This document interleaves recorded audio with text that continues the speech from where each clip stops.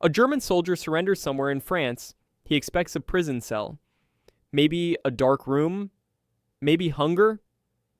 What he gets instead is a train ticket to a place he has only heard about in propaganda films.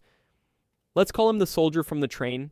He doesn't have a name in this story. He could be any one of thousands. The train moves for hours, then it moves for days. He keeps waiting to see the America his commanders described. Bombed cities, empty shelves, a nation cracking under pressure. He never sees it.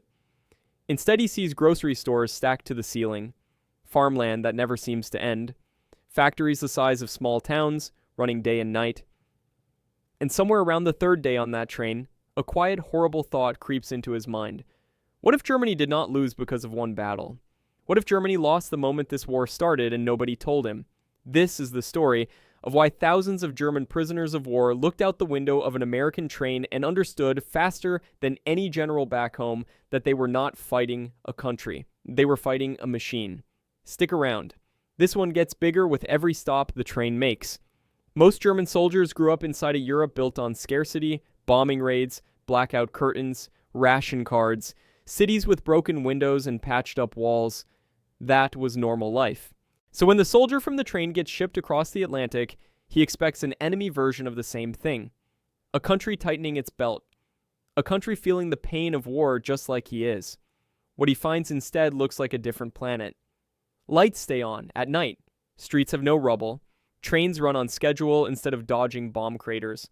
The towns look almost fake, like a film set built to fool him. But that was only the first shock. Inside the camp, he gets fed under international rules: bread, meat, vegetables, coffee.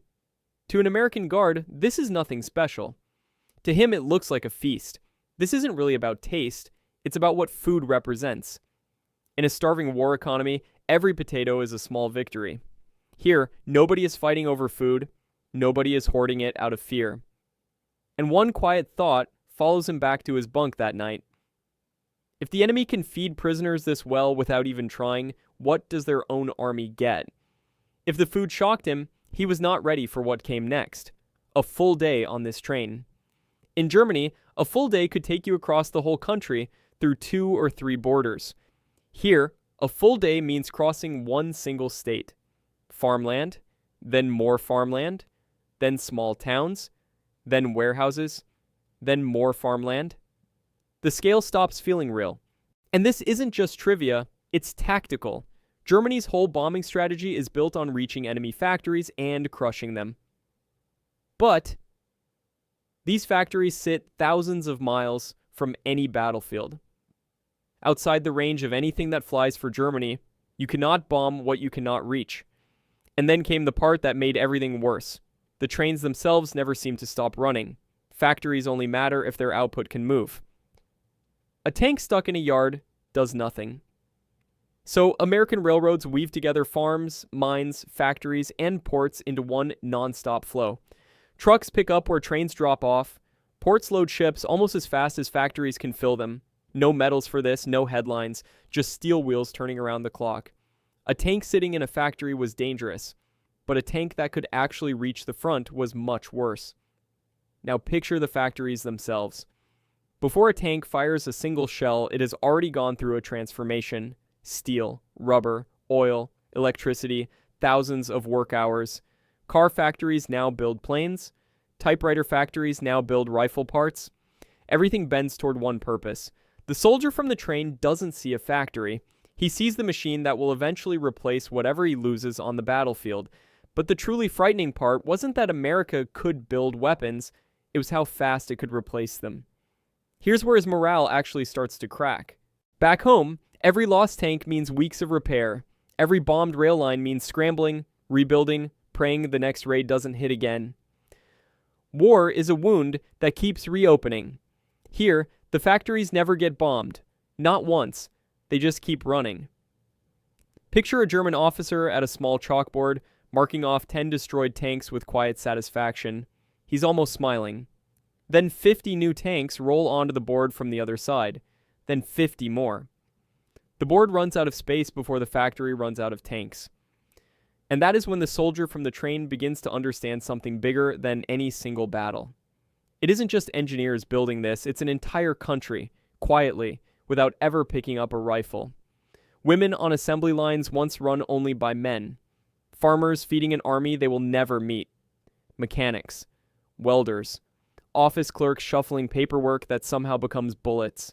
No single hero in this story. Just millions of small, boring jobs adding up to something unstoppable. But factories were only half the nightmare. The other half was floating. Because while land factories pump out tanks and trucks, the shipyards are doing something even bigger, building the ability to move all of it across 2 oceans at once. Cargo ships, troop transports, landing craft, aircraft carriers, floating airfields that can show up thousands of miles from home. This isn't about winning one naval battle, it's about fighting a war on 2 oceans while farms still feed people and city lights still stay on at night. This meant Germany had a problem it could not solve by winning one battle. So let's make this simple. War, stripped down, is a math problem. You destroy enemy equipment, they destroy yours. Whoever runs out first loses. Germany can absolutely win battles. German tanks and soldiers are often skilled, sharp, dangerous in a direct fight. But every win comes with a question attached. How much did that cost? How long to replace it? The soldier writes on his small chalkboard, "Destroyed 10 tanks today." Somewhere in Michigan, a factory floor doesn't even slow down. Here are 100 more. Then the number climbs again and again. Until the chalkboard is just one tiny corner of a much, much bigger board he cannot see. You don't win a math problem like that with skill. The numbers just bury you. And the scariest part was that almost none of this was happening anywhere near a battlefield. By the later months of captivity, something shifts in how the soldier from the train talks about the war. Less anger, less defiance, just quiet. He isn't watching a strong enemy anymore. He's watching a kind of war nobody back home explained to him. A war where farms count as weapons, railroads count as weapons. A stranger clocking into a factory shift decides battles she will never see. He doesn't lose hope from one lost fight. He loses it from understanding the size of what he's fighting. The soldier from the train didn't just see American factories. He saw the reason his country was running out of time. Distance, farmland, steel, railroads, ordinary people, 2 oceans, all of it, one machine. No single battle undoes a machine like that. And somewhere on a train crossing endless farmland, he understood that, long before his generals ever said it out loud. If you want more simple World War II stories explained in cartoons, subscribe to War Doodles.